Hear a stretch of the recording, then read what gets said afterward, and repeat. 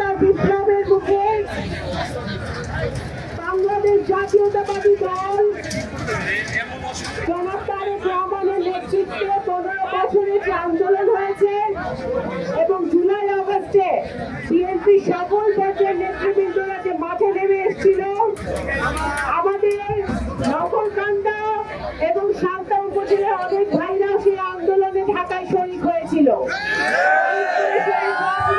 অনেকে আহত অবস্থায়, এখনো পঙ্গু অবস্থায় আছে।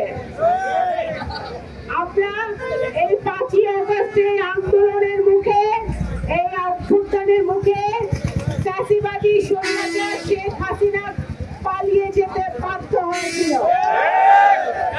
আজকে 1 বছর পেরিয়ে এই 5ই আগস্টে আমরা আজকে পদার্পণ করেছি। আজকে বাংলাদেশ জাতীয়তাবাদী দল সারা দেশে প্রত্যেকটি উপজেলায় বিজয় মিছিলের কর্মসূচি পালন করছে। এই বিজয় মিছিল কেন? এই বিজয় মিছিল যেমন একদিকে বিজয়ের, একদিকে আনন্দের, আবার আরেকদিকে আমাদের দুঃখের এবং বেদনার।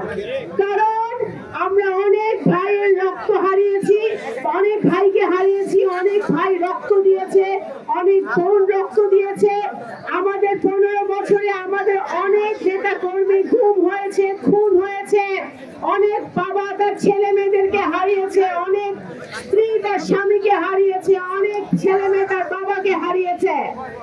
আজকে তারা যদি বেঁচে থাকতো তাহলে এই হাসিনার পতন তারা দেখে যেতে পারত। আজকের দিনে দাঁড়িয়ে আমরা সেই সকল শহীদ পরিবারদেরকে স্মরণ করি যারা এই আন্দোলনে বিভিন্ন সময়ে আন্দোলনে শরীক হয়ে। মোনালিসা হেভি ফ্লো 15 পিস প্যাকেটের সাথে 8 পিসের একটি প্যাকেট একদম ফ্রি। পুলিশের গুলিতে নিহত হয়েছে হাসিনার ফ্যাসিবাদী পুলিশ, র্যাব দিয়ে তাদেরকে অত্যাচার করা হয়েছে। তারা আয়না ঘরে থেকে অনেক আমাদের বিএনপির নেতা কর্মী এবং বাংলাদেশের অনেক পর্যায়ের জনগণ আয়না ঘরে গিয়ে ফিরে আসতে পারে নাই। তাদেরকে আমরা স্মরণ করছি এবং যারা গুম হয়েছে তাদের পরিবার যেন বিচার পায়। আজকে এই তত্ত্বাবধায়ক সরকার, এই অন্তর্বর্তীকালীন সরকার ক্ষমতায় আছে, সরকারে আছে অন্তর্বর্তীকালীন সরকারকে আমরা অবশ্যই বলবো যে এই বিচারগুলো যেন সুষ্ঠুভাবে হয়, সেই প্রক্রিয়া যেন তারা শুরু করে।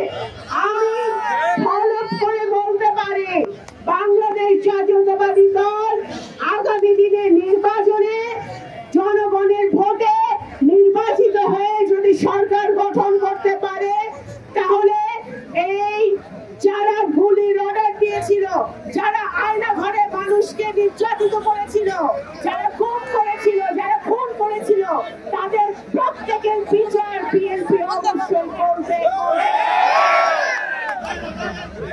আজকে আমরা 5ই আগস্টে যে ফ্যাসিবাদী ঐক্য আমাদের ছিল বাংলাদেশে, সে ফ্যাসিবাদী ঐক্য আমাদের বজায় রাখতে হবে। ফ্যাসিবাদ বিরোধী ঐক্য, গণতন্ত্রের পক্ষের ঐক্য, গণতন্ত্র পুনরুদ্ধারের ঐক্য। আমরা সারা বাংলাদেশ একসাথে হয়েছিলাম, নারী পুরুষ সকলে মিলে, প্রান্তিক জনগোষ্ঠী সকলে, ধর্ম বর্ণ গোত্র নির্বিশেষে গত বছর আমরা ঐক্যবদ্ধ হয়েছিলাম ফ্যাসিবাদ পতনের জন্য, গণতন্ত্র রক্ষার জন্য, বাংলাদেশের আবার আইনের শাসন, আবার সুবিচার ফিরিয়ে আনার জন্য, কথা বলার অধিকার ফিরিয়ে আনার জন্য এবং ভোটাধিকার ফিরিয়ে আনার জন্য আমরা যে ঐক্যবদ্ধ হয়েছিলাম, সে 1 বছর পরে 2025 সালে আমরা সেই ঐক্য ধরে রাখতে চাই।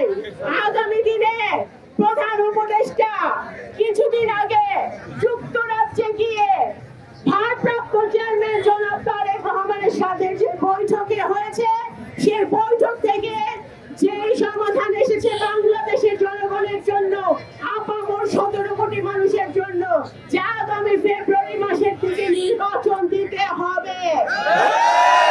নির্বাচনের দিকে 17 কোটি মানুষ তাকিয়ে দিয়ে আছে। আজকে মনে রাখতে হবে একটি কথা, বাংলাদেশ জাতীয়তাবাদী দল বহুদলীয় গণতন্ত্রে বিশ্বাস করে। এই জন্য অনেক দল এখন আছে, অনেক দল অনেক কথা বলবে এবং সবার কথাই আমরা কান পেতে শুনি এবং আমরা সকলেরই মতামতের শ্রদ্ধা করি। কিন্তু একই সাথে আমাদের মনে রাখতে হবে, বাংলাদেশের মুক্তিযুদ্ধের পর থেকে বাংলাদেশ জাতীয়তাবাদী দল বাংলাদেশের মাটিতে যত সংস্কার হয়েছে, যত উন্নয়ন হয়েছে, এই যে সংস্কার সংস্কার শুনেন না প্রত্যেকদিন টেলিভিশনে, সংস্কার সংস্কার সংস্কার, এই সংস্কার বাংলাদেশ জাতীয়তাবাদী দল প্রথম করেছে 19 দফা দিয়ে, শহীদ রাষ্ট্রপতি জিয়াউর রহমানের হাত দিয়া। এই 19 দফা, তারপরে গণতন্ত্রের মাতা বেগম খালেদা জিয়া আপসের নেত্রী ভিশন 2030 দিয়ে বাংলাদেশের উন্নয়ন আরো আগায় নিয়ে গেছে সংস্কার। তারেক রহমান, জনাব তারেক রহমান দিয়েছে 31 দফা, যে 31 দফায় আছে এই দেশের ছাত্র সমাজ, যুব সমাজ, নারী সমাজ, ওলামা সমাজ, মাসায় গোলামা মাসায় সকলদের জন্য উন্নয়ন, ভাগ্য উন্নয়নের জন্য, আপনাদের চাকরির জন্য, আপনাদের পড়াশোনার জন্য, আপনাদের শিক্ষার জন্য, স্বাস্থ্যের জন্য সংবিধানে যা যা পরিবর্তন করলে বাংলাদেশে আর ফ্যাসিবাদ শেখ হাসিনা মার্কা সরকার যেন বাংলাদেশে আর আসতে না পারে, সেই সকল